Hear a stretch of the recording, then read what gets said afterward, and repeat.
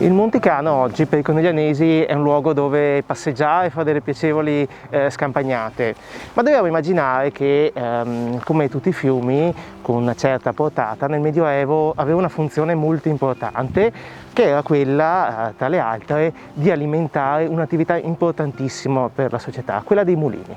Proprio qui lungo il Monticano, a 2 passi dal centro, si trova oggi l'ultima testimonianza di quelli che erano i mulini di cui la città si serviva durante il Medioevo. È noto a tutti come il mulino Sarzetto, dal nome della famiglia, appunto il Sarzetto, che nella prima metà del Novecento lo utilizzarono per produrre cereali per i coneglianesi. Acquistarono questo mulino all'inizio degli anni 20 e lo tennero in funzione almeno fino agli anni 50.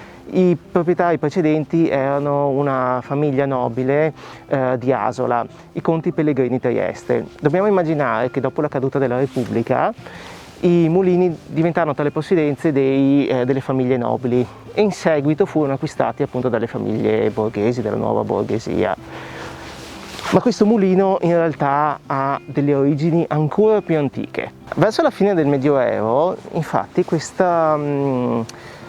mulino era noto come il mulino del priore di San Polo, perché è utilizzato dal vicino convento dei Padri Umiliati di San Polo. Ma addirittura c'è chi ipotizza che la storia di questo edificio sia ancora precedente, e cioè nei secoli più scuri del Medioevo questa torre, questa parte di questa struttura che si trovavano fuori delle mura, erano una casaforte, cioè una struttura fortificata nella quale venivano stivati i cereali e gli alimenti, e che appunto, essendo fortificata, era adatta ad essere difesa nel caso di razzie. Il mulino era alimentato da un canale che si staccava poco più avanti da un'ansa del Monticano, e questa via, oggi nota come Via Verdi, infatti era nota come l'antica via dei mulini. Poi fu cambiata su proposta del Vital in Via Verdi.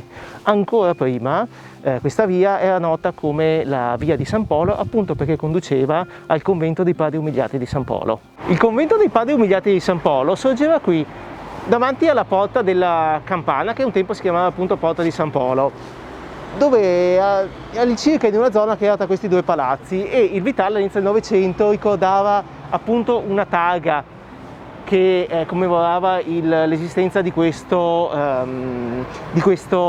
convento. I Padri Umiliati sono attestati a Conegliano dal primo decennio del 1300 e l'ordine fu soppresso nel corso del 500.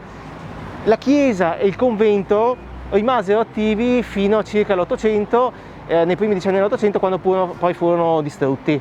Adolfo Vital collocava nel tratto del Monticano, che va da Borgo Allocco, che è oltre il Ponte della Madonna, fino al convento dei Padri Umiliati, 4 mulini almeno nel corso del Medioevo. Uno, il primo che abbiamo visto, era quello del mulino Sarzetto. Altri 3 si collocavano da qui fino a Borgo Allocco. 2 si trovavano qui proprio lungo quella che era la passeggiata degli Alpini, quella che è la passeggiata degli Alpini adesso. Ma dobbiamo immaginare che all'epoca, nel Medioevo, l'acqua del Monticano era molto più alta e molto più forte, e questo permetteva il funzionamento dei mulini. I mulini che si trovavano su questo tratto del Monticano erano alimentati da una roggia che correva su quel lato del fiume. Una roggia è un canale artificiale di piccola portata. Uno di questi mulini si collocava circa qui.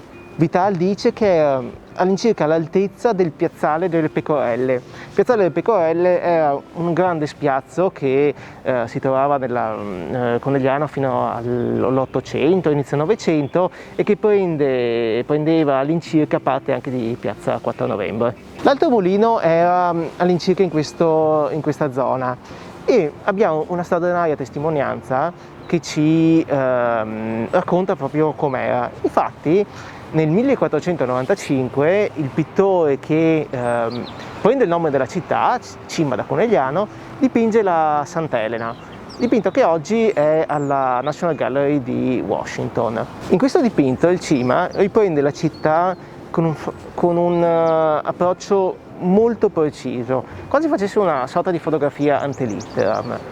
E nel dipinto si vedono Ponte della Madonna, ovviamente non questo perché quello dell'epoca è stato distrutto, la Torre Carrarese, che anche se ha subito dei rifacimenti tiene ancora lo stesso aspetto. Si vedono anche dei coneglianesi dell'epoca intenti a fare una passeggiata fuori città e infine all'estrema sinistra si vede appunto il mulino che doveva collocarsi all'incirca qua.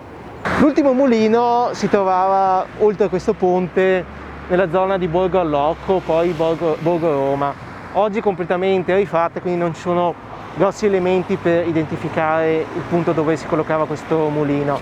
Comunque questi 4 non erano gli unici mulini certamente di Conegliano. Andando verso sud, lungo il Trevada, al confine con Santa Lucia e Susegana, sono riconosciuti almeno altri 4 mulini, per esempio quello della famiglia Casagrande, un altro mulino di Sarzetto.